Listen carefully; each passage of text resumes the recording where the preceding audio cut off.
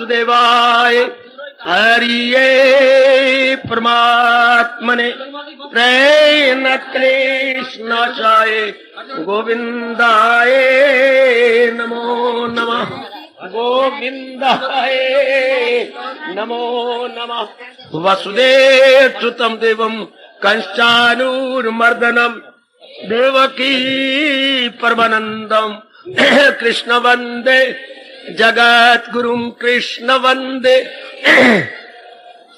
प्रेम से बोलो श्री कृष्णा शरणौ मम, श्री कृष्णा शरणौ मम, श्री कृष्णा शरणौ। पंखा बंद कर लो मेरे देवियों मेरे सज्जनों, अब आने को सफल कीजिए। जो प्रसंग चला हुआ था हम 2-3 दिनों के लिए स्थगित कर रहे हैं, अर्थात पोस्टपोन्ड। हम ये दिन पावन दिवस मना लें, उसके बाद फिर शुरू करेंगे जो प्रसंग हमारा रोज का जारी है।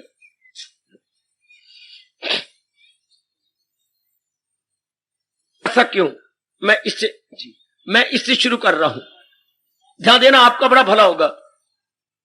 जिस तरीके से गुरुदेव जी ने मेरा भला किया है, मुझे राह दिखाई और मेरे पर बड़ी कृपा करी और भगवान ने कर दी, वही तरीका मैं आप सबको बता रहा हूं। आखिर ऐसा क्यों?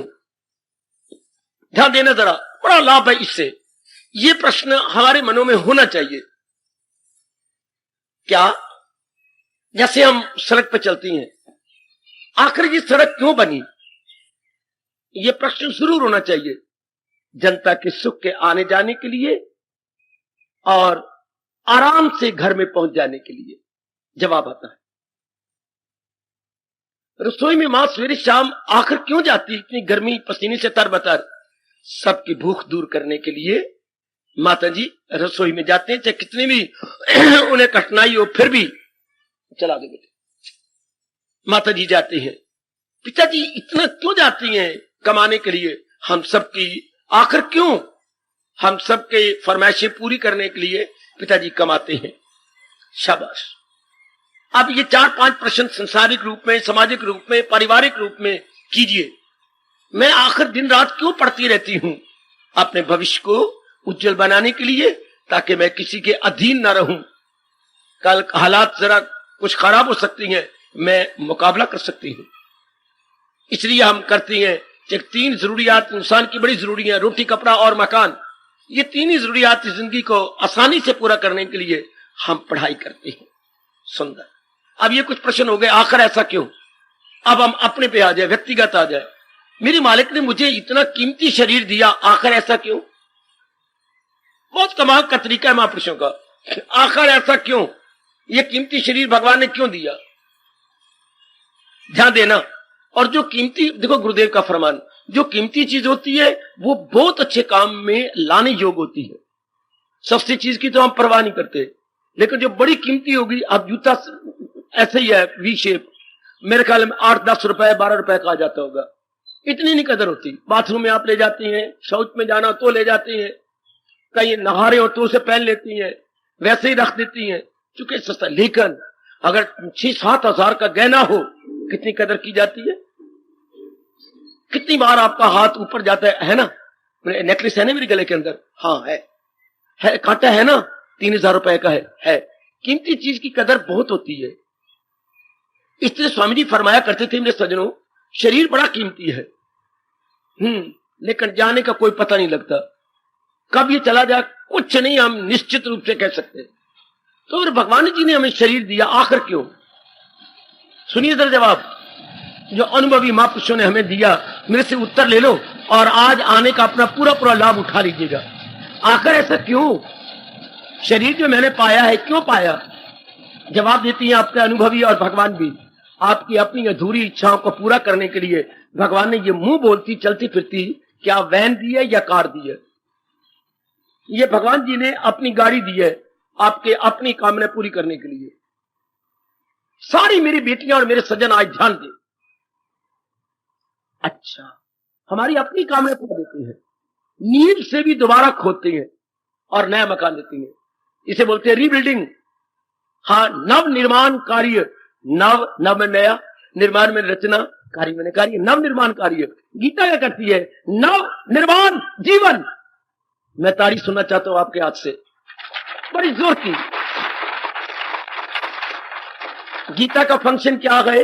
नव निर्माण जीवन। इससे बढ़ के मैं आज शायद परिभाषा गीता की नहीं कर सकता, इसलिए तालियों की गूंज में मैं ये नया शब्द आपको दे रहा हूं। गीता का कर्तव्य क्या है? नव निर्माण जीवन प्रदान करना, हमारा जीवन को बिल्कुल नया बना, जैसे मकान नया बन गया।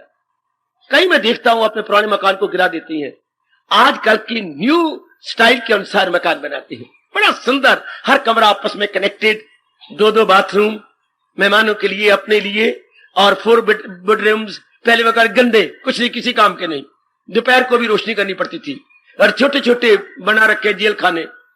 अब बड़ा सुंदर, कितना सुंदर बन गया, कमरा जगह उतनी है सबको, लेकिन नव निर्माण हो गया, नए ढंग से रीबिल्डिंग। हमारी भी गीता जी रीबिल्ड कर रही है, अर्थात नव निर्माण कर रही है।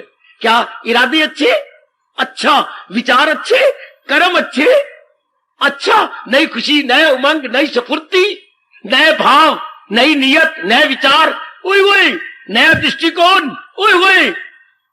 पहले कोई जीवन था, पहले तो जैसे मैंने मकान पुराना दादाजी का, कोई मकान थोड़ा था, चूहे घर के, कच्चा मकान, चूहियों ने बच्चे बुच्चे दे रखे, और गंदमन था बड़ा तेरा, क्या बोलूं उसके बारे में।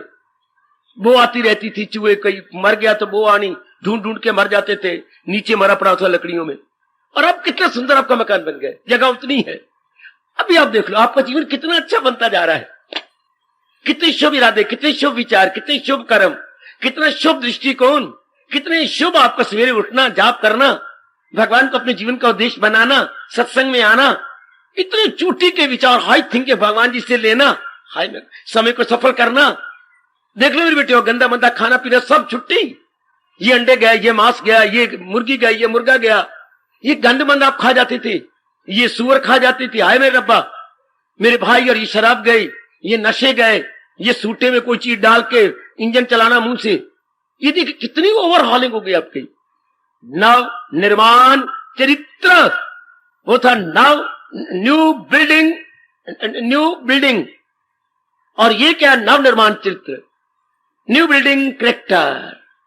हमारा कैरेक्टर न्यू बिल्ड हो गया, होता जा रहा। शाबाश, गीता काम ही यही है। हमारा जन्म क्यों हुआ? मैंने कहा अपनी कामना पूरी करने के लिए, वो हमारी संसार संबंधी कामना थी। बाबा हम एक प्रश्न करते हैं, करो, शुरू से ये क्यों नहीं मिला? इसलिए कि इंसान का जो हमें ये शरीर मिला है, ध्यान से सुनना देवियों आज तो खासकर, ये क्यों मिला? कुछ शुभ कर्म है, कुछ अशुभ है। मैं ये जरूर कहूंगा अशुभ, शुभ ज्यादा है, अशुभ कम। मानिए आपके 70% तो शुभ है, 30% अशुभ है। भगवान ने क्या किया है आप सबका? अशुभ कर्म आपसे, अशुभ जो कर्म संस्कार थे पहले पूरे करवा दिए। अब आपके शुभ दिन आए हुए हैं, शरीर छूटने तक आपके शुभ दिन आएंगे। मुझे ऐसे नजर आता है, जैसे हमारे घरों में गैया पाली जाती थी, इन आंखों से देखा, हाँ मां रोज कुछ न कुछ मक्खन बचा लेती थी, हमें परिवार वालों को खिला पिला दिया, और कुछ बच जाता था, कोई मक्खन बहुत निकलता था उन दिनों। गैया बहुत, मुझे याद है 14 किलो नहीं बोलना चाहिए मुझे, शेर, 14 शेर गैया का दूध होता था। अब इतना थोड़ा कुछ सारे पी लेंगे, कितना पी लेंगे, कितना मक्खन खा लेंगे, तो भी मक्खन मां पेड़े बचा लेती थी। तो 5-6 दिनों के बाद मुझे याद आ रहा है, मां उसका घी बनाती थी, बहुत बड़े पतीले के अंदर उसे डाल लेना, सारा मक्खन को, खट्टा हो जाता मक्खन, आंच पे रखना, और लोहे का एक पोना होता था, वो बीच में डालते रहना, गल गया, गल के ऊपर बिल्कुल माखी की तरह घी आ जाता था। ऊपर से क्या उतारती थी? वो सफेद मल उतारती थी, मैल उसकी, कह लो मेरे बच्चे, घी की मैल।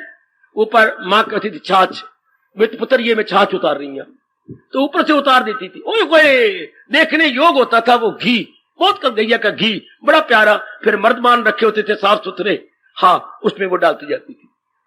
बिल्कुल इसी प्रकार पहले ऊपर हमारे बुरे कर्म थे, हाँ, जो भोग के उतर गया।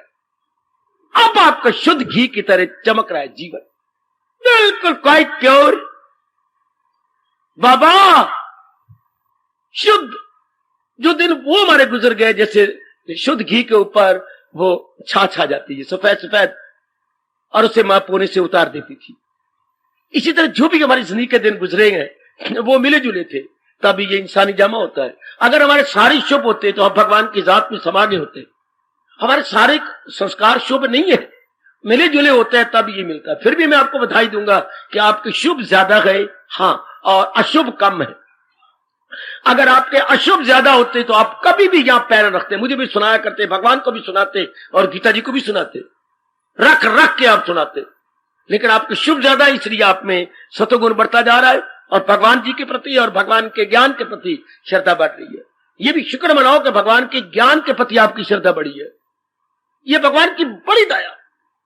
ज्ञान के प्रति कल युग में गृहस्थियों में श्रद्धा नहीं होती, सन्यासी में तो ज्ञान के प्रति श्रद्धा बढ़ जाती है, लेकिन गृहस्थियों में, मैं बिल्कुल सच्चाई से काम ले रहा हूं, नहीं श्रद्धा होती। क्यों गृहस्थियों में इतनी ज्ञान के प्रति श्रद्धा इसलिए नहीं कि बुद्धि का विकास नहीं होता, ज्ञान संबंधित है बुद्धि के साथ। तो ये इसलिए हो गया भगवान की कृपा से पूर्व के संस्कार जागे हुए हैं आपके, इसलिए मेरे मालिक ने आपको गीता प्रदान की है और समझने की विशेष बुद्धि को बोलते हैं विवेकीनी बुद्धि, और उर्दू वाले बोलते हैं अक्ले सलीम या अक्ले इम्तियाजी, मेरे मालिक ने आपको प्रदान कर दी ताकि आप गीता को सही रूप में समझ सके। शाबाश, बहुत अच्छे। अब आपका चित्त सुंदर उज्जवल बनता जा रहा, बड़ा सुंदर। आखिर ये क्यों दिया हमारे मालिक ने, क्यों दिया? अब मैं कह सकता हूं जब आखिर ये क्यों, कल्याण के लिए। हमारा मन जो है ना तंग आ चुका है, किससे? खाने से, पीने से, पहनने से, पति पत्नी के लाड प्यार से, पुत्रों धियों के प्यार से, ममता से, स्नेह से मन तंग आ गया।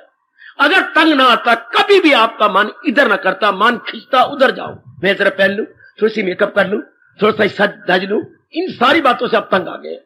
शास्त्र कहते हैं तब क्या, जन्म पर जन्म लेके ज्ञानी जरूर, तब ज्ञान मिलता है। कई जन्मों के बाद बहु नाम जन्म नाम अंते ज्ञानवान मां प्रपद्यते, वो देवियों अपने प्रभु का फरमान, बहुत जन्मों के आखिरी जन्म में फिर आपका मन भगवान की ओर लगता है। और मेरी हार्दिक बधाई कि आपका मन गीता जी में लग गया, क्योंकि तंग आ गया मन, बहुत ही फेडअप, बहुत कुछ हमने मनमानियां की, खाने पीने लेने देने, इर्द गिर्द की बातें बनाने में हमने बहुत कुछ कर लिया, लेकिन मिला कुछ नहीं, तसल्ली नहीं हुई, मन में तृप्ति नहीं हुई। जब मन में तृप्ति नहीं होती ना, ध्यान देना, मैंने कई बार पहले भी कहा, तो क्या हो जाता है, या तो आत्महत्या या फिर जैसे आप यहां आगे हत्या। ये भी है, यहां भी आप हत्या कर रहे हैं, किसकी? शरीर की नहीं बल्कि मन। वो शरीर हत्या है, ये मन हत्या है। ये अब मन के, पुराने मन के विचार, पुराने मन के उद्वेग, पुराने मन की आदत सब खत्म करते जा रहे हैं। ये मुबारक हो मेरी देवियों मेरे सज्जनों। हत्या ये भी है, जब आदमी इंसान तंग आ जाता है चारों ओर से, हत्या कर बैठेगा। ये शरीर की हत्या नहीं, ये मन की हत्या है। और मुबारक मेरी देवी, खासकर गीता जी के सत्संग में आकर क्या मन मारा जाता है, मतलब जो बार मुक्ता थी हमारी वो गई। अब हमारा वो जो मन था शुद्ध और पवित्र होकर अंतर्मुखी हो गया। अब से यथार्थ में पता लग गया कि मेरी तृप्ति मेरे भगवान से होनी है। अब मेरे बुजुर्गों और मेरे कल्याणकारी बच्चों को पता लग गया, my full satisfaction from almighty blessed Lord Krishna, blessed Lord Krishna, मेरी पूरी तृप्ति मेरे अपने भगवान से होनी है। ये भी नहीं पता लगता, कई जन्मों तक माया नहीं पता लगने देती, अब पता लगा है। भगवान ने ये स्पष्ट कहा है, डराया है हमें, कहां इससे इंसान कोई पार हो। भला माया को ओवर पावर कौन होता है? ये तो आप ओवरटेक करते जा रहे हैं, ओवरटेकिंग, माया पीछे रह रही है। जैसे दो गाड़ियां जा रही हो, एक कार आगे जा रही है, कार पीछे है। हाँ, पिछले कार बड़ी नई है, बड़ी शानदार है, अगली कार कुछ पुरानी है। अब ये अपनी स्पीड तेज करके उसको पीछे कर देगा, इसे अंग्रेजी बोलते हैं ओवरटेकिंग, और यूं निकल के वो कार पीछे रहेगी, ये पिछली कार आगे निकल गई, ओवरटेकिंग। अब हमारे में जो उत्साह, विवेक और वैराग्य है, हाँ, हम ओवरटेक करते जा रहे हैं, आगे निकलते जा रहे हैं, ओवरटेकिंग। अच्छा, अब वो पुराना मान, पुराने विचार पीछे रह गए, सब के सब फेंकते जा रही है, क्योंकि हमें तजर्बा हो चुका, इनमें तृप्ति नहीं है। तृप्ति संसारिक विचारों में हो ही नहीं सकती, बस तृप्ति का ना होना ही इनकलाब आता है इंसान में। जैसे आप में एक शानदार क्रांति आती जा रही है, शानदार क्रांति। अब जो पहला उद्देश्य था कामना पूरी करने के लिए जन्म लिया वो खत्म हो गया, और ये पक्का पता लग गया संसारिक रूप में तृप्ति नहीं उससे, बहुत पढ़ जाने से, बहुत कमाने से, शादी करने से, बच्चे बन जाने से, मकान, ये सारे तजर्बे हो गए। तजर्बे होने के बाद अब आपका मन हट गया। अब आप पेट मरे, कोई आपको यहां से हटा नहीं सकता, क्योंकि आपका, मेरे कहने पर नहीं, आपका अपना कड़ा तजर्बा हो चुका है। इसलिए मेरे देवियों सज्जनों, आप जूझेंगे इस मार्ग के साथ, जूझेंगे इस ज्ञान को लेकर। You will try your utmost. आहा आहा आहा, कोई नहीं बहका सकता आपको, चुका आपका तजर्बा जो है, आपका अपना अनुभव है। कईयों ने कोशिश की कुछ, लेकिन सब चुप कर गए। सब, कईयों ने कुछ कहा कि ये कहा, ससुर जी ने कहा, फलाने ने कहा, लेकिन डटी रही, क्योंकि पता है मैं इसमें कुछ नहीं पड़ा हुआ, मिट्टी पानी वाली बातें हैं, है कुछ तबाह करने वाली बातें। इसलिए अब आप डटे रहोगे, और अब आप, जैसे मेरे भगवान जी बता रहे हैं, अब इसमें लगेंगे। अब भला हो व्यास जी का, जिन्होंने हमारे कल्याण के लिए साल को कई शुभ दिनों में बांट डाला। एक वर्ष को कई शुभ दिनों में, अर्थात कई शुभ त्योहार आ जाते हैं एक ही महीने में। हमारे हिंदुओं के कितने शुभ त्योहार, एक तो पहला संक्रांति, क्या हमारे हिंदुओं के जो है देसी महीने का पहली तारीख को बोलती है पावन संक्रांति। उस दिन कुछ न कोई पुण्य दान कार्य, भजन कार्य हमारे से होता है। एक एकादशी आगे बीच में, मैं साधारण पे बता रहा हूं, और एक आगे पूर्णिमा आनी है, और अगर अंधेरा पक्ष है तो उधर भी आना, उधर अमावस्या आएगी, बड़ी पवित्र मानी जाती है, पूर्णिमा बड़ी पवित्र मानी जाती है, और समय समय अनुसार वैसे भी त्योहार आते रहते हैं, पावन त्योहार, एस्पीशियस डेज, एस्पीशियस डेज समय समय अनुसार आते हैं। भला हो व्यास जी का, जिन्होंने बड़ी दूरदर्शिता से काम लिया। क्या मतलब? ताकि हमारा संपर्क बना रहे भगवान जी के साथ। भगवान जी के साथ किसका संपर्क बना रहेगा? जो समय समय अनुसार शुभ कार्य करता रहता। सुनो नेक जीवो, नेक मेरी देवियों, जो समय समय अनुसार शुभ कार्य करता रहेगा। किस मेरी देवी का शादी के बाद पति पत्नी का प्यार बना रहेगा? जो आपस में इकट्ठे नहीं रहते, दूर दूर रहते हैं, मजबूरी से पत्र व्यवहार करते रहते हैं, जिनकी कॉरस्पॉन्डिंग चलती रहती है, तो वो प्यार बना रहेगा। हाँ, जैसे दो मित्रों में पत्र व्यवहार होता रहे, प्यार बना रहेगा। एक दूसरे को मीठी मीठी शब्द निकलोगे, मीठी मीठी शिकवे लिखोगे, कोई डिमांड करोगे, कुछ वो आपकी डिमांड पूरी करेगा, कुछ आप करेंगे। कभी कभी फिर पत्र व्यवहार करते हुए मिल भी जाओगे। मैं पटियाला आ रहा हूं इतनी दूर से, तुम अंबाला हो, आधे घंटे का सफर है, तो मुझे मिलो, मैं जरूर मिलूंगा। देखिए आप मिलते रहे ना, और पत्र व्यवहार होता रहा। इसी तरह व्यास ने क्या किया, समय समय अनुसार त्योहार देते रहे, ताकि हमारा व्यवहार बना रहे। आयो मेरे रब्बा, मैं कुर्बान मेरी देवी। एक महीने में 3-4 आ जाती है, तो हमारा संपर्क बना रहा। जिसके साथ प्यार बनाए रखना है, संपर्क बनाए रखो, ये फरमान है इनका। कंटेक्ट अपना बनाए रखो। जिसके साथ, माँ जी के साथ बना तो कंटेक्ट बनाए रखो, पिताजी के साथ कंटेक्ट बनाए रखो। कभी नहीं तोड़नी चाहिए अपने माँ बाप के साथ, चाहे कैसा भी हालात के। बहन के साथ कंटेक्ट बनाए रखो, अपने भैया के साथ कंटेक्ट बनाए रखो है, और श्रीमान श्रीमती के साथ कंटेक्ट बना रहे, तो क्या प्यार बना रहेगा। अब आइए, हम कल्याण करना चाहती हैं, हर हालत में भगवान के साथ कंटेक्ट बना रहे, और कंटेक्ट सदा बना रहता है। जो मेरे मालिक ने कृपा कर दी, जो सत्संग आपको है। सत्संग भी मैं नहीं मानता, केवल गीता जी का सत्संग मानता हूं। भले गिर गिर के मुझे गालियां दे देना, मुझे तजर्बा यही हुआ है। इसमें सब बातें जो एक साधक के लिए भगवान की जात में तलीन करने की सारी बातें पाई, बाकी किसी शास्त्र में ये सारी बातें नहीं है। मुझे महापाप लगे अगर मैं बकवास कर रहा हूं, और अगर मैं बढ़ा चढ़ा के बात कह रहा हूं। यही एक दुनिया में पहला शास्त्र है जिसमें एक साधक के लिए, तालिबे हक के लिए सब जरूरी बातें आ गई है। कौन सा दुनिया में और शास्त्र है? मैं मोटी तौर बात कहता हूं, मेरी जबान लगाम दे दो मेरी जबान में, अगर बकवास कर रहा हूं तो, जिसमें कर्म योग भी हो, भक्ति योग भी हो, ज्ञान योग भी हो। कोई भी दुनिया में शास्त्र, सारे शास्त्रों में भक्ति योग है। केवल एक, लेकिन जिनकी बुद्धि का विकास है उनको भक्ति नहीं अच्छी लगेगी, और जिनको शरीर में बड़ा प्यार है, पत्नी में, अपने में बड़ा प्यार है, उनको कर्म योग सूट करेगा। और जिनके मन में इमोशनल है या भावुक हृदय है, जज्बाती है, उनको भक्ति अच्छी लगती है।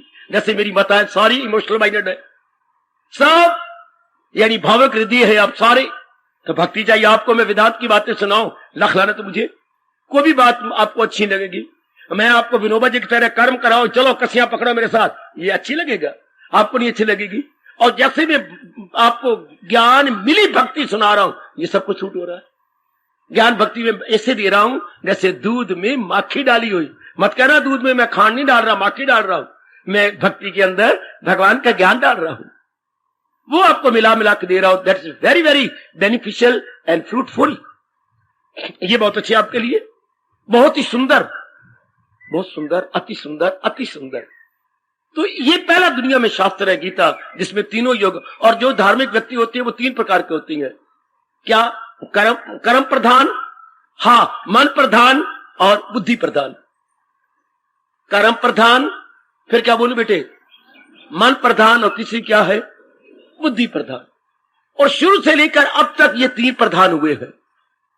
हाँ, मन प्रधान मतलब कार्य प्रधान, राजा जनक की तरह। कितनी ऐसे हुए आजकल, विनोबा, गांधी, हमारे जो है हमारे जो अपने अपने अपने अपने अपने विनोबा जी, गांधी जी, जवाहरलाल, और विशेष करके आपका आपका आपके आपके जो जेल में डाल दिए गए, जिन्होंने गीता जी लिखी है, तिलक जी, ये सारे कर्म योगी। अच्छा अच्छा अच्छा, मदन मोहन मालवीय है, इनका अग्रगण्य नाम है। ये सारे के सारे कर्म योगी। अब इनको हम वेदांत देते, ज्ञान देते, लाख लानत। ये इसी द्वारा ही तर गए, कर्म करते करते करते करते। अब नंबर 2 क्या? भक्ति। अब ये सूरदास को ज्ञान दिया नहीं चाहिए था? सूरदास, तुलसीदास जी हुए, फिर मीरा हुई। आजकल के जमाने में चैतन्य महाप्रभु, इनको क्या देते? ज्ञान हो ही नहीं सकता था, इनको भक्ति सूट करनी थी। शाबाश। अब ज्ञान विवेकानंद, गुरुदेव स्वामी राम तीर्थ, ज्ञान सम्राट हुए। अब इनको अब क्या देते? और इनके लिए सूट ही यही करता। शाबाश। स्वामी शिवानंद जी, ऋषिकेश वाले, ये सारे जो हमारा कल्याण कर गए। मां शारदा रामकृष्ण परमहंस जी की, पर वो भक्ति में थी। जो श्रीमान जी ज्ञान में है और भक्ति में है। खैर, तो ये सारों के अंतःकरण अलग अलग है। उसी के अनुसार गीता ने किसी को कर्म योग दे दिया, किसी को भक्ति योग, किसी को ज्ञान योग। हर एक का घर पूरा हो गया। अगर बाकी कोई भी शास्त्र लेंगे, केवल उसमें भक्ति प्रधान। कोई नाम ले लो किसी शास्त्र का, जितने में मुझे मौका मिला देखने का और उनके शिक्षा प्राप्त करने का, सब भक्ति प्रधान। सब, कोई भी दुनिया का शास्त्र ले लो, धार्मिक शास्त्र, भक्ति प्रधान। गीता जी है, पहले 6 अध्याय कर्म योग के, बीच वाले 6 अध्याय भक्ति योग के, और अंतिम 6 अध्याय ज्ञान योग। सबका घर पूरा हो गया। इसलिए गीता बेस्ट है। जिसने इस मार्ग में लगना हो, भगवान करे गीता उसके हाथ में आए, ताकि उसका घर पूरा हो जाए। वो फिर इधर उधर नहीं झांकेगा, इधर उधर नहीं देखेगा। अच्छा, तो ये तो आपको मुबारक कि मेरी मालिक ने आपको दे दी। और समय समय अनुसार मैंने कहा, महाराज जी त्योहार देते रहती हैं, ताकि हमारा संपर्क अपने भगवान के साथ, कल्याण के साथ बना रहे। समझिए क्यों त्योहार आते हैं? जितने त्योहार हमारे यहाँ आए हैं, किसी के नहीं आए। जितना दूरदर्शिता से काम महर्षि वेद व्यास जी ने लिया है, किसी ने नहीं लिया, किसी संत महात्मा ने नहीं लिया। मैंने बड़ी जीवनियां पढ़ी महापुरुषों की, ताकि मुझे कुछ मिल जाए। जैसे लोग भी धन के लिए मरता है, मैं भी अपने ज्ञान के लिए इनके चरणों में मरता रहा, तरसता रहा। कुछ और चीज मिल जाए, कुछ और बात मिल जाए, कुछ और मिल जाए। मैं बड़ा उदार होकर के इनके चरणों, इनके शास्त्र में गोता लगाता रहा। पर जितनी सेवा व्यास जी ने आप सबकी की है, देश वालों की, इसलिए इन्हें बोलते हैं भारतीय सभ्यता और संस्कृति के परम पिता है। The father of Indian civilisation and culture. Vyas ji को पूरा जो आदर देना हो, the divine father of Indian civilisation and culture, Bharat की तजीम तमद्दन के परम पिता, भारतीय संस्कृति और सभ्यता के परम पिता। इन्हीं से सभ्यता प्रकट हुई भारत की, इन्हीं से संस्कृति प्रकट हुई। आहा आहा आहा, हमारे शरीर के प्राण, हमारे शरीर की जान क्या है? प्राण। हमारे शरीर की जान क्या है? प्राण। हर एक देश के प्राण होती है क्या? सभ्यता और संस्कृति। हर एक देश की, पाकिस्तान की अपनी है, इधर हमारे चाइना है उसकी अपनी है। हर एक देश की मैं कह रहा हूं ना, अपनी सभ्यता संस्कृति। जैसे अंग्रेजी में बोलेंगे सिविलाइजेशन और कल्चर, हमारे भी देश की सिविलाइजेशन कल्चर, उनके बानी में बानी द फाउंडर महर्षि वेद व्यास। इतनी तो जानकारी कर लो ना। जैसे आपको जन्म देने वाले आपके पिताजी, आपके जन्म देने वाले मां न कहे पुत्र, पिताजी। पुल्लिंग को लिया जाता है मां बिचारी को। मां तो एक खेती है, पिताजी बीज डालने वाला है। हाँ, तो किसान को लिया जाता है, खेती को नहीं। हमारे पिताजी है बड़े भारी किसान, क्या बाद में उन्होंने कानों को हाथ लगाया और गिन गिन के लकीरें खींची, लेकिन हमारे बाप ही तो है ना। हाँ, तो इससे जो भी चीज पैदा की जाए उसको कोई जनक होता है, जनक उत्पन्न करने वाला। तो भारतीय सभ्यता संस्कृति के परम पिता हमारे महर्षि वेद व्यास। इसलिए इनका पावन मूर्ति एक स्मारक के रूप में यहाँ पर एज ए मेमोरियल आपके सामने रखी गई, ताकि हम इनके उपकार को कभी ना भूलें। सुना व्यास जी की दया से तमाम, ये श्री कृष्ण योगेश्वर का कलाम, उसे याद करता हूं मैं तो दिल शांत करता हूं मैं। इन्हीं की कृपा से, बड़ी भारी कृपा। सबसे बड़ी कृपा तो ये, भगवान कृष्ण जी ने अर्जुन को केवल 7 श्लोक सुनाए, जो अंदर की पावन मूर्ति के नीचे अंकित है। उन्हें बोलते हैं सप्त श्लोक की गीता। महाराज जी ने 19 एक श्लोक पर 100 श्लोक लिख दिए। बेटे, एक श्लोक पर 100। जैसे आप मुझे 1 रुपया दें, हाँ, और मैं उसके 20 पैसे, उसके 25 पैसे, उसके 1 पैसे, उसकी 50 पैसे इकट्ठे कर मारूं, ढेर लगा दूं। महाराज जी ने भी एक इतने कंपैक्ट ज्ञान को खोल के रख दिया। शाबाश शाबाश शाबाश। जैसे हमारा कमला वक्त था, बेटी की शादी हुई, ससुराल में गई, बड़े शौक से ये कपड़े जैसे आप कपड़े धो के लटकाती हैं, इस तरह दहेज को दिखाया जाता था। आनी विमला, आनी फलानी, आनी कुशल्या, आनी चाची, आनी ताई, हाँ हमारी बहू क्या क्या लाई है, जाके जाते आन तो दिखाइए, सोना दिखाइए, आ दिखाइए। फिर कोई 10 रुपए आपकी झोली में डाले, बहू जरा कपड़ा ऊपर दिखाना, तेरा मुंह देख लवा। तो पहले 10-20 रुपए बीच में झोली में डाले, रुपए इकट्ठे हो जाते थे। नहीं, तो सारे रिवाज। तो उन्होंने इतना दहेज दिखाया, अच्छा दिया ना, बड़ा दहेज लेके आइए, सखी रहो, तेरे बाप ने तो तुझे बड़ा दिया। ऐसे से उस बिचारी के करते।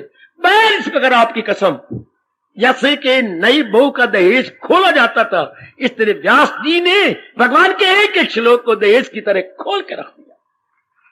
एक श्लोक को। वैसे तो मेरे सज्जनों, मेरी देवियों, भगवान ने 7 श्लोकों में उपदेश दिया था। 7 वो जो लिखने हो तो वो लिखे हुए, वो हमारे अध्यायों में आती हैं। नीचे लिखे अध्याय का नाम भी लिखा हुआ नीचे आपके। कहा? महाराज जी की, अपने इष्ट देव जी की पावन विग्रह के नीचे ये गीता खुली पड़ी है। और वह 7 उसे बोलते हैं सप्त श्लोक की, क्या बोलते हैं बेटे? सप्त श्लोक की गीता। इस तरह भागवत पुराण के भी 7 श्लोक है, सब श्लोक की भागवत। तो उन्हीं एक श्लोक का कितना विस्तार कर दिया, कितना बड़ा उपकार। वरना हम कम अकल, अल्पज्ञ कैसे समझते, जबकि भगवान खुद कह रहे गए, क्या मुझे हाल उन सब का मालूम है, तेरा हाफिजा इससे। वो तू छोटी बुद्धि वाला गुग्गू नहीं जानता, पर मैं जानता हूं। पर ये बात तो फिर अधूरी रह जाती। व्यास जी ने कहा, अच्छा परम पिता, आपने मुझे शक्ति दी है, आपकी छुपी बातें मैं प्रकट करता हूं। इन्होंने प्रकट कर, वरना हमें समझ ही ना आती। इतनी चोटी की बातें हमें क्या समझ आती। शाबाश, हमारी मां को आदर मान कैसे मिलता अगर वो दहेज खोल के न देती। देखनी, फिर गली में चर्चा 4-5 चली, बड़ा दहेज भी आई है, बड़ी सुंदर, नाक में जो उसने पहन रखा था वो बहुत अच्छा है, पर तारीफ करते रहेंगे, इसके पास, उसके पास, उसके पास, बड़ी अच्छी है, घर में तो इसकी चांदनी आ गई, चांदनी, ये कपड़े बड़े ले आइए, ये सूट भी बड़े ले आइए, वगैरह वगैरह। मां ने फुल जाना। मां को जैसे हमें टायर ट्यूब में पंपिंग करती हैं, तो मां में पंप लग गया, हवा भरी गई मां की, ये बड़ी अच्छी, बड़ी अच्छी, बहुत अच्छे, ये कई दिन हो गई पंपिंग टायर ट्यूब में। शाबाश शाबाश। अभी कोई आपकी परिभाषा करे ना, या आपकी महिमा गाय आपकी, समझना ये पंपिंग कर रहा है, पंपिंग। ये मुझे हवा भरना चाहता है कि मैं पंचर ना हो जाऊं, उसमें ध्यान देना कहीं पंचर को आवाज ज्यादा ना भरी जाए। आजकल जमाना है ही ऐसा, जरा हवा भरो, इज्जत करो, जरा चाटुकार बन जाओ, काम अपना निकाल लो ना, ध्यान से। पर महाराज जी ने बड़ा अच्छा किया, जो हिंदू धर्म को विस्तार से बता दी, बड़े विस्तार को। ये गीता जी, एक एक श्लोक के 99 श्लोक आपको दे दिए, एक एक श्लोक पर। अब हमारे लिए बिल्कुल आसान हो गया, बिल्कुल ही आसान। नाउ इट बिकम मोस्ट, हमें कहेंगे हिंदू धर्म मेड इजी, हिंदू धर्म मेड इजी बाय ब्लेसेड महर्षि वेदव्यास, जिनका दिन हम मनाया करते हैं। इनकी कितनी कृपा, इन्होंने ये त्योहार बनाए हैं।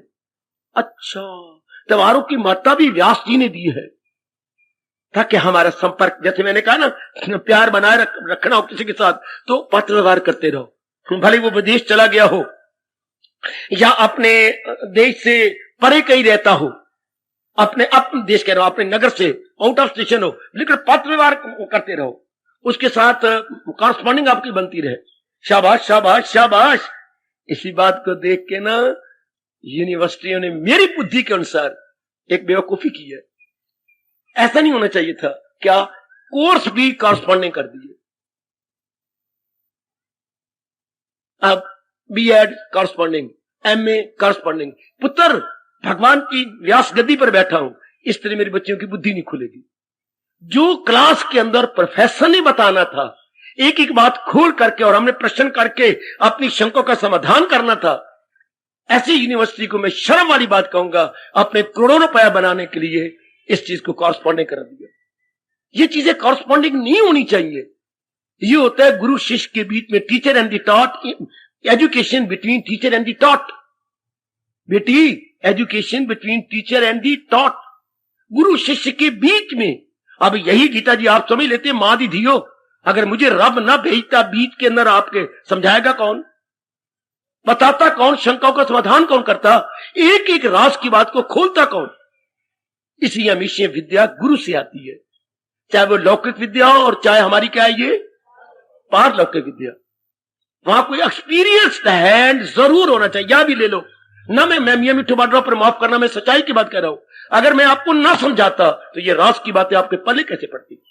सिर्फ कॉरस्पॉन्डेंट से, गीता जी पढ़ने से नहीं समझ आती। गीता ये चोटी है, ज्ञान है, कोई समझाने वाला होना चाहिए, कोई हमें बताए।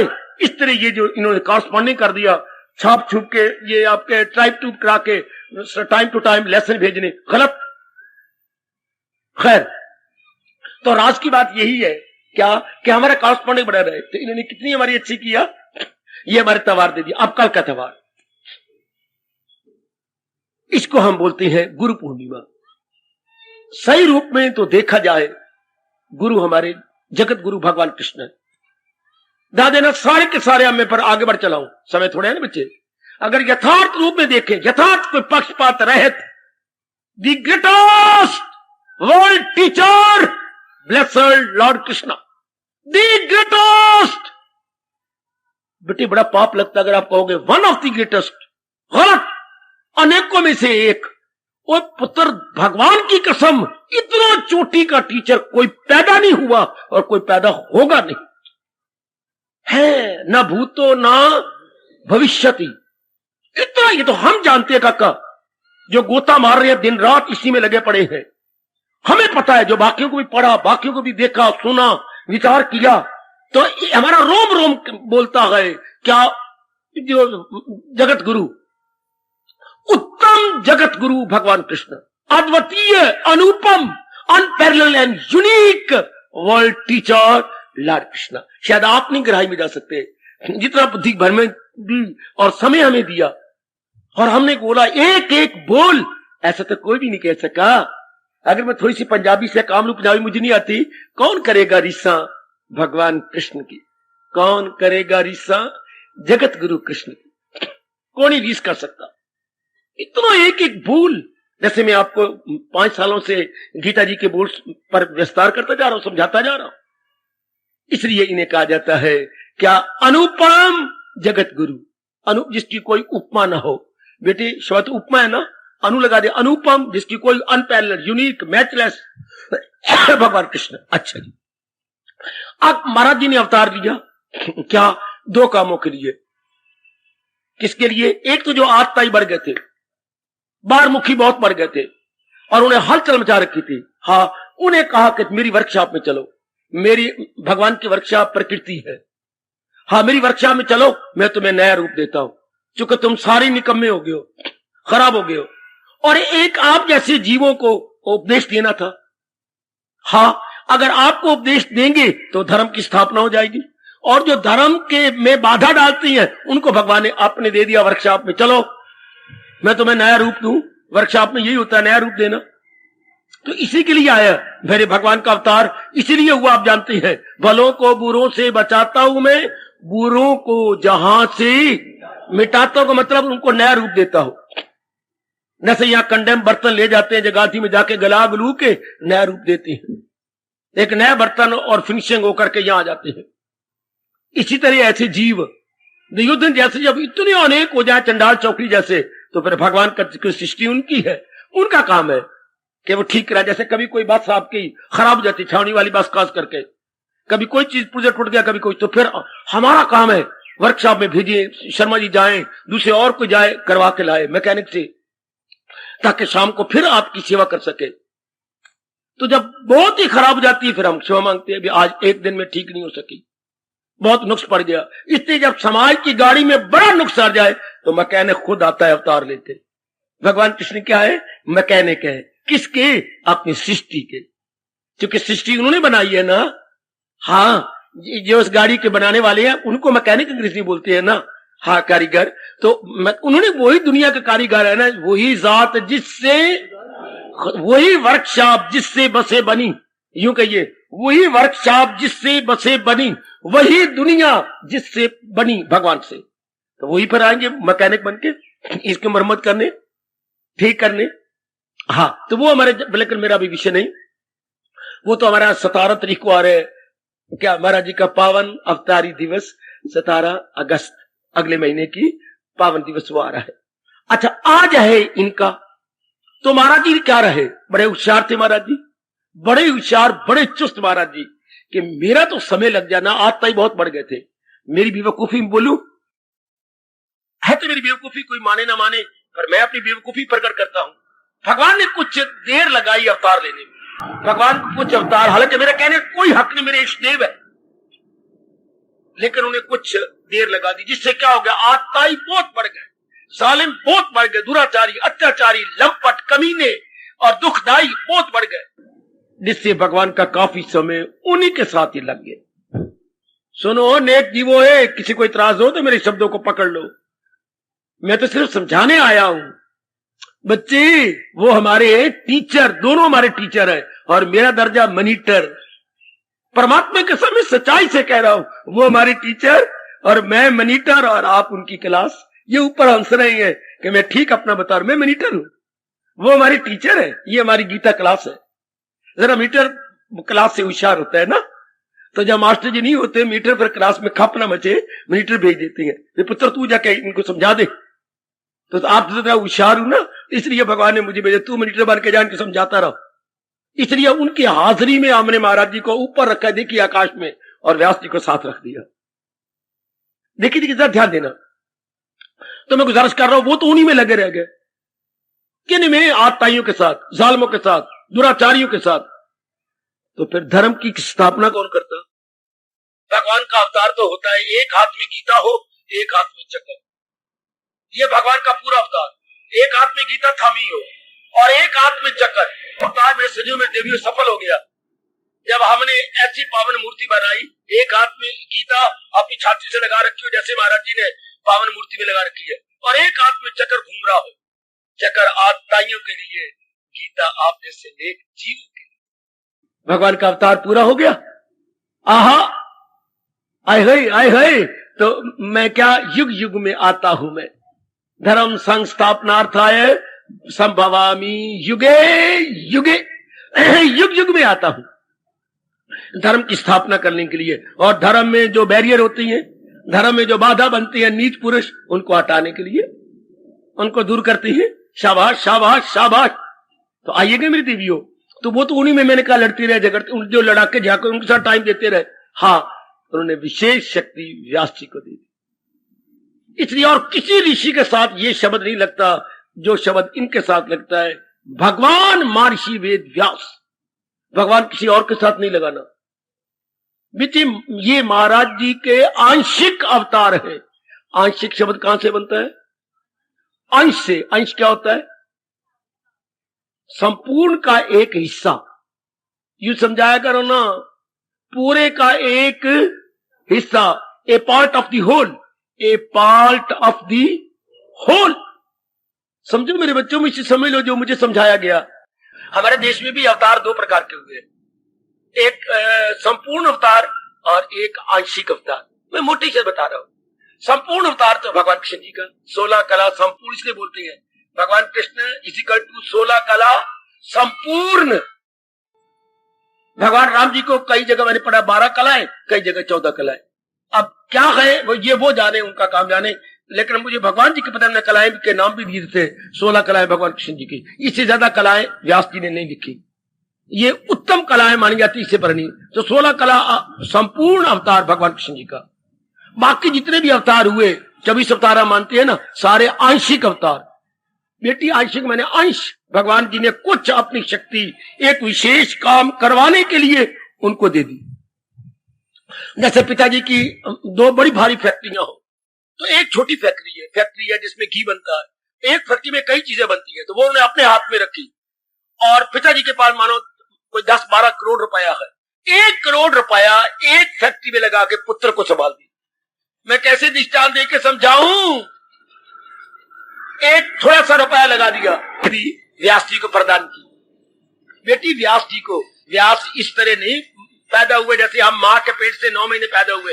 व्यास जी को प्रकट किया गया। बेटी इसे बोलती है संकल्प। अपने संकल्प को ये मेरी और आपकी तरह नहीं, मां बेचारी को रोआ पिटा के उसके पेट में अबनॉर्मलिटी पैदा करके हम गंदे पैदा हो गए। व्यास जी ऐसे नहीं प्रकट हुए, संकल्प से। भगवान ने संकल्प किया, ऐसे में एक ऋषि अपनी आंखों के सामने देखना चाहता हूं, फौरन हाथ बांधे हुए प्रकट हो गए। इसे बोलते हैं संकल्प से उत्पन्न होना। समझे ना आप? संकल्प से प्रकट होना, उत्पन्न होना नहीं। इसलिए हम बड़ी बेवकूफी करते हैं जो हम कहती हैं भगवान जन्माष्टमी। जन्माष्टमी नहीं है, ये पता नहीं किसने ये शब्द बना दिया। ये पावन अवतारी दिवस है, भगवान का अवतार हुआ है। Incarnation of almighty Lord Krishna, ये इनकारनेशन है। जन्म तो मेरा और आपका जो संस्कारी जीव होते हैं, जिसमें पुण्य और पाप दो हो, उनका जन्म होता है। ऐसे जो चोटी के जीव होते हैं, ये तो अवतारी होते हैं। तो महाराज जी ने अपनी कुछ शक्ति इनको दी, तो क्या उनको धर्म का बताते? धर्म के लिए उनको पास समय कोई नहीं था। मेरी बेटियों, मेरे सज्जनों, उनके पास समय कहा था? लड़ने झगड़ने वालों के साथ ही जूझते रहे, शुरू से लेकर आखिर तक। जेल से लेकर आखिर में अपने शरीर को लोप करने तक, इससे जूझ, उससे जूझ, फलाने से जूझ, इससे कर। तो फिर धर्म का कौन बताता? भगवान का अवतार तो अधूरा हो जाता। उन्होंने इनसे शक्ति दी, इसलिए इनको बोलते हैं आंशिक अवतार। भगवान महर्षि वेद व्यास, ये भगवान ने अपनी शक्ति दी, तो इन्होंने उनका दूसरा काम कर दिया, धर्म का। इसलिए अनेक धर्म से भरे हुए शास्त्र प्रकट किए। वेद को कौन समझता? वेद तो बड़े मुश्किल है, उनको समझाने के लिए महाराज जी ने महाभारत बना दिया। वेद में कुल कितने मंत्र हैं? 1 लाख। वेद में कुल मंत्र 1 लाख। 1 लाख होता है 100,000 का 1 लाख। 100,000 हो तो उसे 1 लाख बोलती है। अच्छा, तो चारों वेदों में मंत्र होते हैं, उनको मंत्र बोलते हैं। तो चारों वेदों में 1 लाख। व्यास जी ने कहा मैं इसको समझाने के लिए मैं भी 1 लाख। महाराज जी ने भी हमारे एक ही पुराण में 100 क्या लाख बचे? 1 लाख श्लोक है। 1 लाख श्लोक, 1 लाख श्लोकों का महाभारत प्रकट कर दिया, जो चारों वेदों का सार ले आया। कहानियों द्वारा, जीवनियों द्वारा, शिक्षा द्वारा, घटनाओं द्वारा, है इतने बड़े बड़े इतिहास द्वारा, रूपक द्वारा, जो छोटी बुद्धि वाले समझ सकते हैं सर। और यहां तक बात मशहूर हो गई इनके बारे में। बात बिल्कुल ठीक है, जहां तक मैंने देखा है या अनुभव किया। जो बात आपको महाभारत में मिलेगी वो कहीं नहीं मिलेगी। बिल्कुल ठीक, बिल्कुल ठीक, बिल्कुल ठीक। जो ज्ञान, जो बात, जो इनमें नहीं मिलता वो कहीं नहीं मिलेगा, क्योंकि इन्होंने कोई कमी नहीं छोड़ी। महाभारत के अंदर सारी बातें आ गई, लेकिन है कहानियां, किस्से, इतिहास, रूपक, घटनाएं, इस तरीके से बात दी। उपदेश सारा वेदों का है। वेदों में चोटी का ज्ञान है, इधर समझाया गया है ज्ञान को ध्यान से। अब जैसे को कहे अकल बड़ी ना के भैंस, अब ये आम बातों को नहीं समझेगी, तो अब इसी बात को समझाने के लिए मानो कहे एक था शेर, हाँ वो अनेक को खा रहता था, फिर वारी वारी सारे जाते थे उसके पास, एक दिन खरगोश की वारी आ गई, तो ये हो गया रूपक बांध के समझाना क्या, अकल बड़ी ना की भैंस, समझाना ये बात थी। बड़ी चोटी वाले बुद्धि वाले वो समझ सकती है, लेकिन छोटे क्या करेंगे कहानियां, जैसे खरगोश और शेर की कहानी, तो आपको बड़ी जल्दी समझ आ जाएगी, बड़ी जल्दी। तो वहां तो कुछ और प्रकार का लिखा हुआ है, वहां तो सिद्धांत है, ये कहानियों द्वारा सिद्धांत सिद्ध कर दिया गया, दृष्टांत से सिद्धांत महाभारत, तो बड़ा भारी उपकार हो गया। इन्होंने फिर सारे धर्म की स्थापना कर दी। धर्म की स्थापना मैंने बकवास कर दी मुंह से, धर्म की स्थापना तो भगवान जी ने की थी, इन्होंने विस्तार कर दिया। चूंकि उन्होंने कहा मैं दीने अजल का भी हूं आसरा मेरी जाते आली में, मैंने इंसानों के कल्याण के लिए शुरू में धर्म बनाया। धर्म भगवान द्वारा रचा गया नहीं, कई बोलते रचा गया, प्रकट हुआ। धर्म तो भगवान जी में था, उन्होंने प्रकट कर दिया।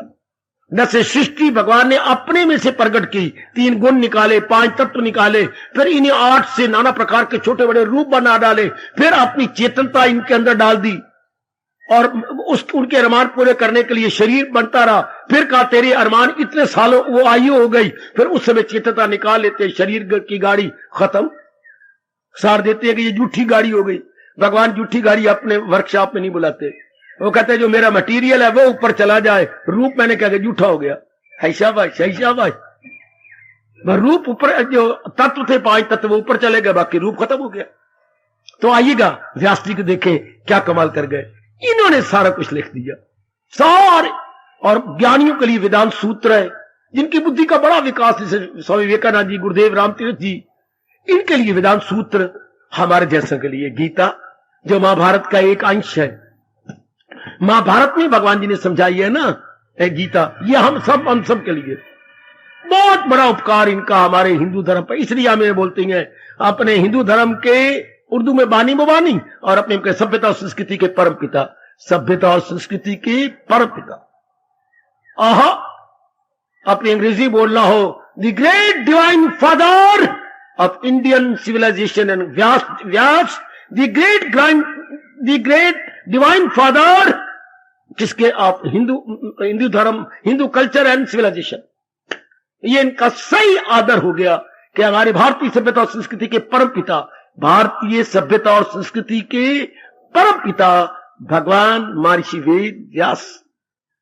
इस तरह आपको पूरी इंट्रोडक्शन हो जाएगी, पूरा आप समझ जाएंगे कि यही हमारे धर्म के जान प्राण है। वैसे हमारे प्राण हमारे शरीर के जान है, हिंदू धर्म के जान प्राण व्यास जी की लेखनी कमाल कर गई। इतना बड़ा उपकार कहां दिया जाएगा, उन्हीं की उत्तम लेखनी से गीता जी है। और गीता जी आपको बता रही है बाखुशी कैसे जिया जाए, और वक्त आने पर बाखुशी शरीर को छोड़ कैसे दिया जाए। अब यह है गुरु पूर्णिमा पर मैं 5-7 मिनट बोलूं। ये गुरु पूर्णिमा जो होती है ये किस लिए होती है? सिर्फ इतनी बात याद करने के लिए। आजकल क्या हो गया, व्यास जी को आदर नहीं दिया जाता, आजकल अपने अपने गुरुओं के पास हम भाग जाते हैं। अपने अपने जो लोकल गुरु है हमारे, या कुल गुरु है, लोकल गुरु है, जाति गुरु है, कुल गुरु, व्यक्तिगत गुरु, जाति गुरु, इनके पास भाग जाएंगे आज के दिन।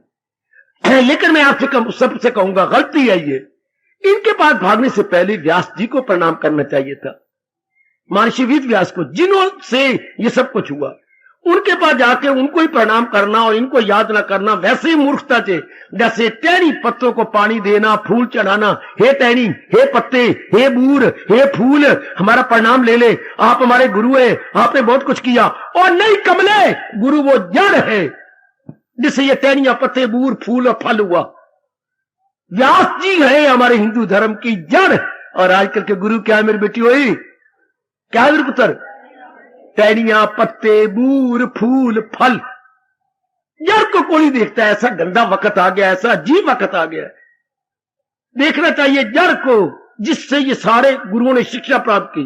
कोई जन्म से थोड़े गुरु हुए हैं, आखिर उन्होंने इनका ज्ञान लिया, अपनाया, समाधि लगाई, कुछ भक्त भगवान तक रसाई की, then worthy to be called गुरु। लेकिन ना वो समझाते हैं ना आपको समझ आती है। जड़ है हमारी, ये है शब्द, जड़ है जिसके ऊपर तले डालियां, ये तो डालियां है सारी, ये हमारी जड़ है महर्षि वेदव्यास, इन्हीं से सब कुछ हुआ, जो मैं क्लियर करने की कोशिश कर रहा हूं। तो कल का दिन क्यों मनाया जाता है? इसी बात के लिए। क्या अब शब्द लोग गुरु, बच्चे हमारे हिंदू धर्म के जो शब्द है ना, हाँ, वो संधि सहित बने हैं और उनके पूरे पूरे अर्थ है। मेरी देवियों, मेरे सज्जनों, पूरे पूरे अर्थ। अब इसके संधि छेद कर दो, क्योंकि शब्द मिला करके बने हैं, शब्दों को मिला के एक अर्थ निकलता है, नहीं तो अधूरा हो जाता है। अब गुरु शब्द बना गु जमा रूह, गुह, गु में छोटे ऊ की मात्रा देगी, विसर्ग लगा दो, आगे राम के पेट में छोटी ऊ की मात्रा डाल दो, गु आगे विसर्ग में कहा, जमा रा, रा और रा के पेट में छोटा ऊ, जैसे हम रुपया लिखती हैं, रा के पेट में छोटा ऊ। अच्छा, जैसे हम सुचारू लिखती हैं, सुचारू रूप से, सुचारू पहला जो रा है वो छोटा ऊ और रूप में बड़ा ऊ होता है। तो इसी तरह गु जमा रूह, गु का मतलब होता है अंधेरा, गु से बनता है गुफा। कैसी गुफा? जिसमें अंधेरे अंधेरा हो। गु से क्या बनता है पुत्र? गुफा। मेरे सज्जनों, गु से क्या बन गया? गुफा। तो गु का शाब्दिक अर्थ क्या? अंधेरा। और रू का मतलब रोशनी, मतलब प्रकाश। ओ मेरे रब्बा, ओ मेरे रब्बा। अच्छा, रू का मतलब राकेश। राकेश क्या होता है पुत्र? चंद्रमा। वाह वाह, राकेश में चंद्रा, तो रा से राकेश। अच्छा अच्छा अच्छा अच्छा, तो गु बने अंधेरा और रा बने चंद्रमा यानी रोशनी। अर्थ निकल गया। जो हमें अज्ञानता के अंधेरे से निकालकर ज्ञान की रोशनी में ले जाए, वो हमारा गुरु। ध्यान से ध्यान से ध्यान से ध्यान से, ओ मेरी देवियों, मेरे बच्चों, जो यथार्थ बातें हैं मेरे से जानकारी कर लो। जो हमारे धर्म की रियलिटी है, जो आजकल छिपाई जाती है पता नहीं क्यों, जो हमें अज्ञानता के अंधकार से निकालकर ज्ञान की रोशनी की तरफ ले जाए, वो हमारा सही रूप में गुरु को लाने का योग होता है। अंधेरा क्या छाए हुए अज्ञानता का, हमें पता ही नहीं क्या अज्ञानता किसे कहती है, उचित क्या है, अनुचित क्या, वाजिब क्या, गैर वाजिब क्या, what is proper and what is improper, वो entirely we are all in dark.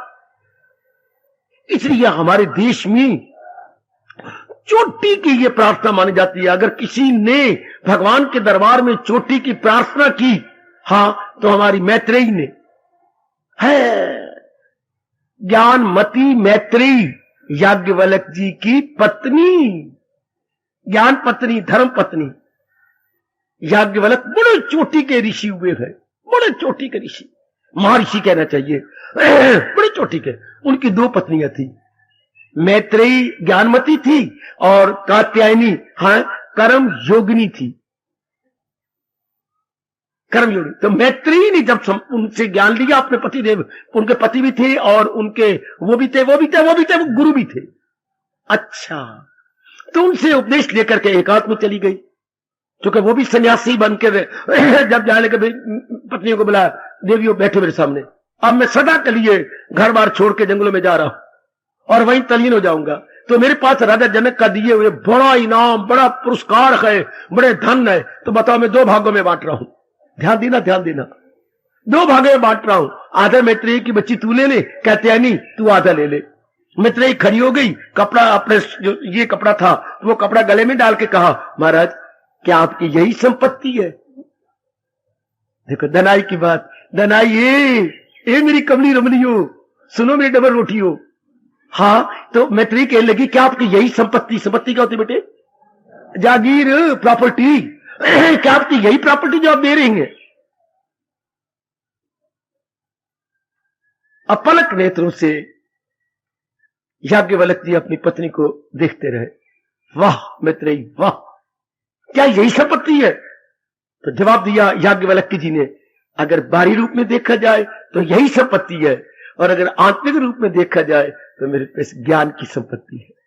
ध्यान देना मेरे बच्चे, ये करोड़ों रुपए की जो संपत्ति ये बाह्य है, और जो मेरा ज्ञान है वो तो लाजवाब है, अनमोल है। तो प्रभु मुझे तो आंतरिक संपत्ति चाहिए, मुझे ये बाहरी नहीं चाहिए, मुझे अपना ज्ञान दे दो। ध्यान देना, वही आपके भागों में आ रहा है जो मैत्रेयी ने मांगा था। अच्छा, हाँ, कैतयानी ने कहा मैं इस योग्य अभी नहीं हूं, मुझे तो बाहर की संपत्ति दे दियो।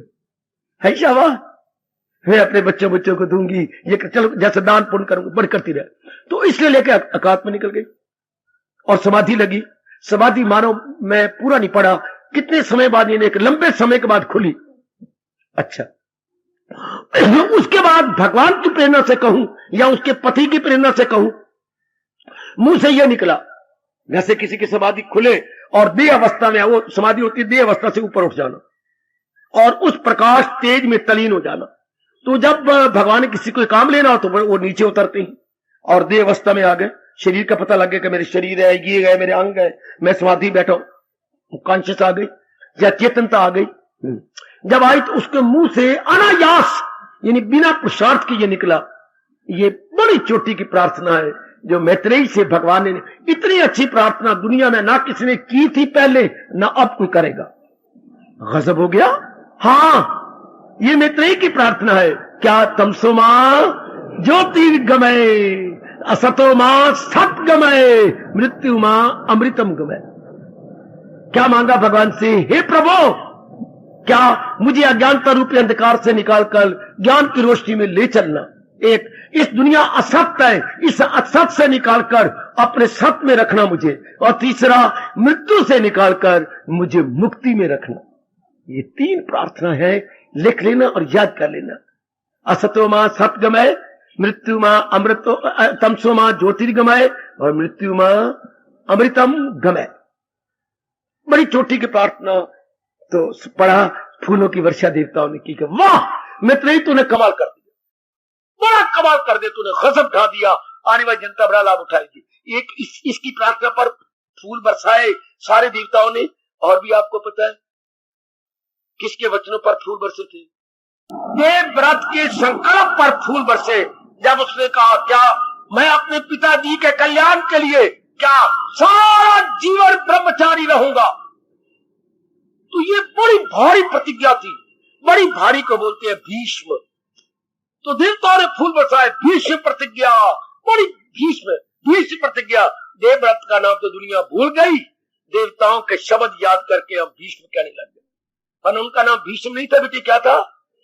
देवव्रत। असल नाम जो था उनका देवव्रत था, देवताओं के दिया हुआ। लेकिन चूंकि उन्होंने प्रतिज्ञा बड़ी भारी कर ली, इसलिए उनको विशेषण दिया गया भीष्म प्रतिज्ञा, भीष्म प्रतिज्ञा। और एक मैत्रेयी जी की प्रार्थना पर देवताओं ने फूलों की वर्षा कर डाली। तो देवता, तो ये जो प्रार्थना तमसो मां ज्योतिर्गमय, गुरु का काम ही यही है।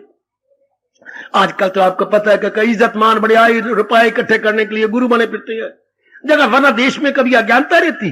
अगर चोटी गुरु पहुंचे हुए मिल जाए तो देश में जो अज्ञानता धजियां उड़ जाए।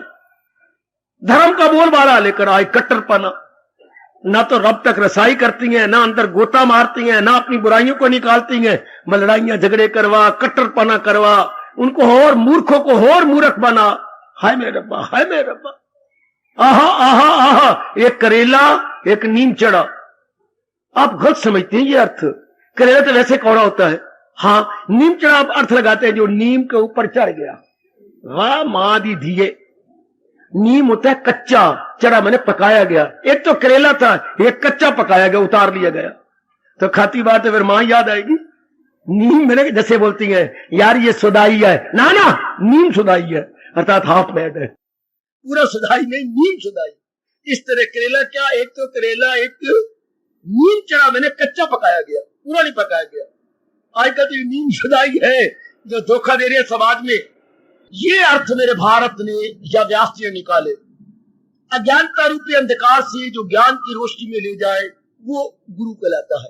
गुरु कहलाने के योग्य हुए। आज तो खैर जैसे देख रहे हो समाज में कितने गिनती को नहीं गुरुओं की, लेकिन सब के सब मैं क्या बोलूं जो कहलाने के योग्य नहीं है, कहलाते रहे, अपनी अंदर गंदी कामना पूरी करते रहे।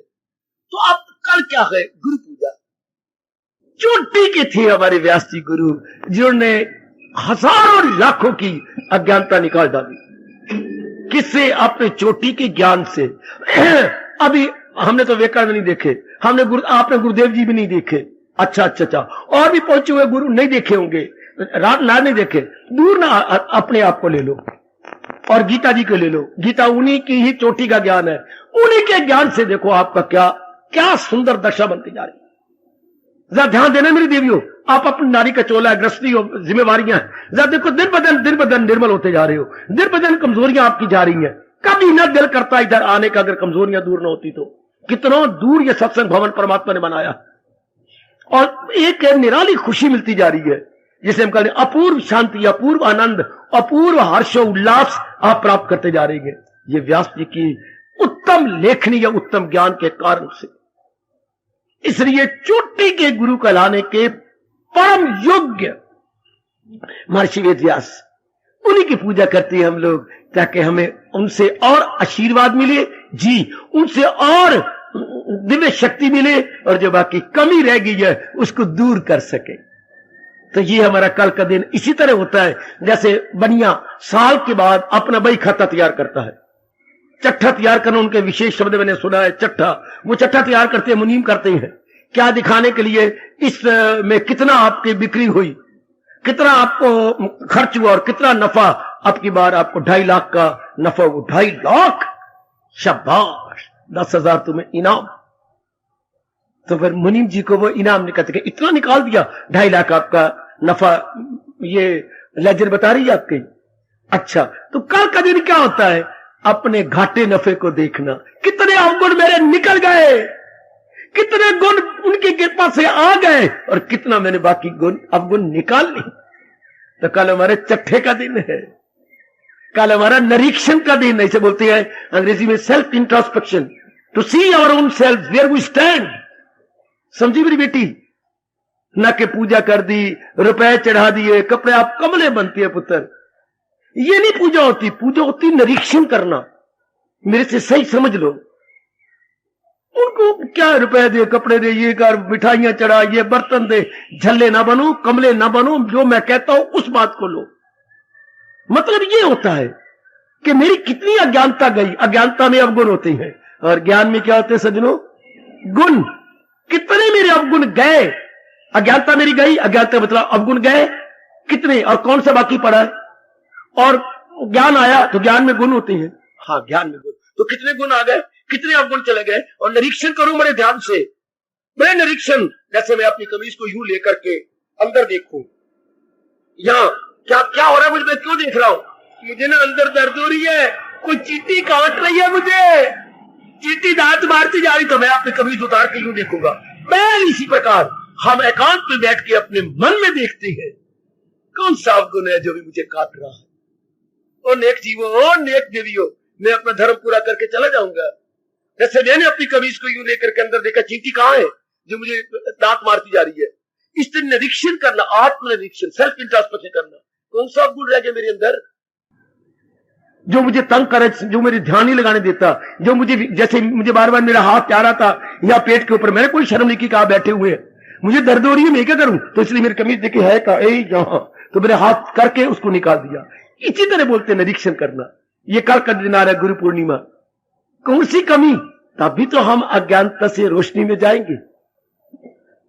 तो ये मुबारक दिन होता है जब हम, जैसे मुनीम जी चट्ठा मिलाते हैं, सारे साल का घाटा नफा निकालती है। निकाला, हम भी कल इस तरह देखे, शेर आप जब नहा धो ले, जल्दी उठ बैठना, 2 बजे जरूर उठ बैठना, और नहा धो करके, जो रोज नहीं नहाते कल जरूर नहाओ, नहा धो करके एक हाथ में बैठो और मारो अपने अंदर गोता। कौन सा? और व्यास जी को प्रणाम करो, हाथ में गीता लेकर प्रणाम कीजिए। प्रणाम करने के बाद फिर कहो मेरे महाराज जी, ये मेरे कुछ है, आपको आप शक्ति दो मेरे जगत गुरु। इनको भी आप जगत गुरु कह सकते हैं। जगत गुरु जी मुझे शक्ति दो। जगत गुरु संबोधन बन जाएगा, जगत गुरु है, जगत गुरु मुझे शक्ति दो कि मैं ये जो कमियां मैं रियलाइज कर रहा हूं, या जो मेरे में अनुभव हो रही, ये निकल जाए। आप भी शक्ति दोगे, मैं निकाल दूंगा। जैसे कभी कभी ये होता है, क्या चींटी मेरे पीछे हट गई, हाँ अब पीछे पूरा हाथ तो दर्द हो रही है, तो मैं किसी को बुलाऊंगा, भैया चींटी को हटाना, ये पीछे मेरे, तो आप बीच में हाथ डाल के करेंगे। प्रभु जो मेरा इसी तरह कल का दिन, जो मेरे वश चला वो तो अवगुण चले गए, ये अवगुण नहीं जाता। आप अपनी शक्ति दो, मेरे पीछे से अंदर से निकाल दो। ये किया जाता है, शक्ति मांगना कि मेरे से ये अवगुण नहीं निकला, मेरे में शक्ति नहीं, आप फिर शक्ति दो ताकि मैं निकाल के मैं यथार्थ रूप में अज्ञानता से निकलकर ज्ञान में चला जाऊं और भगवान के दर्शनों का अधिकारी बन जाऊं। तभी तो मेरा दिन सफल होता है। इसलिए ये दिन रखा गया गुरु पूर्णिमा या गुरु पूजा।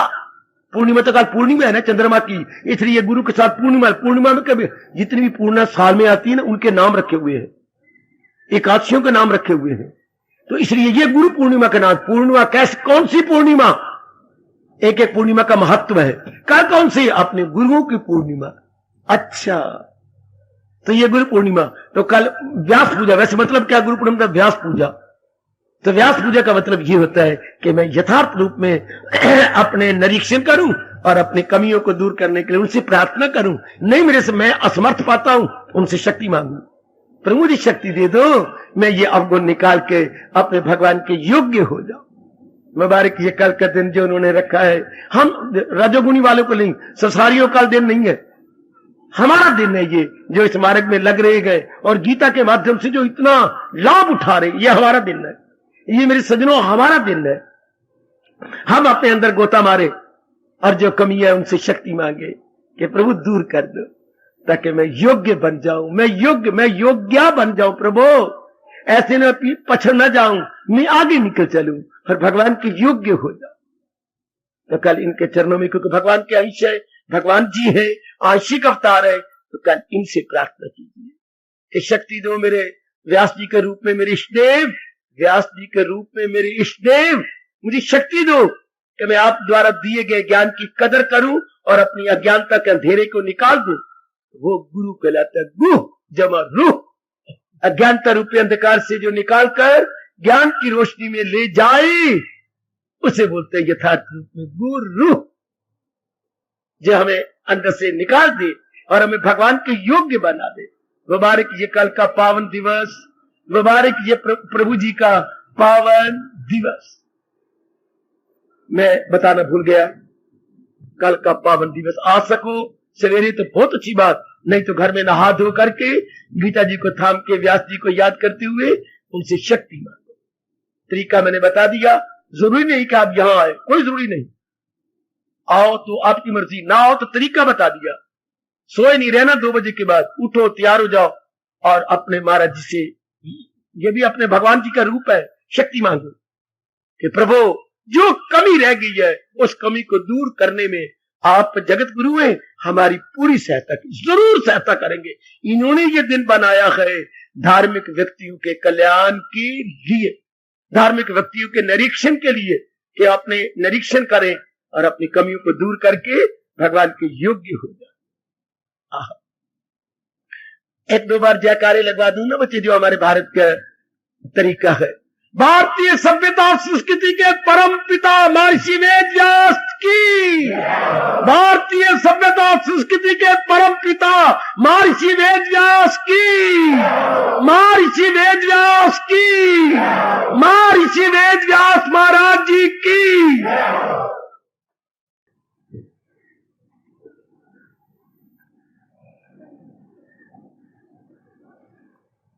जी दूसरी रस्म भी करवा दूं।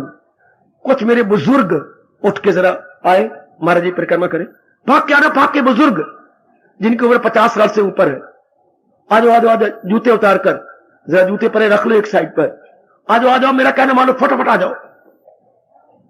बना लो एक पूरा दो दायरे बना लो और आप मेरे साथ उच्चारण करेंगे देवियों, आप सब के सब बाकी बस बना लो, 2 दायरे बना लो बेटे, आप मेरे साथ बोलते चलो और मैं बुलाऊंगा एक एक पंक्ति और आप भी बोलते जाना।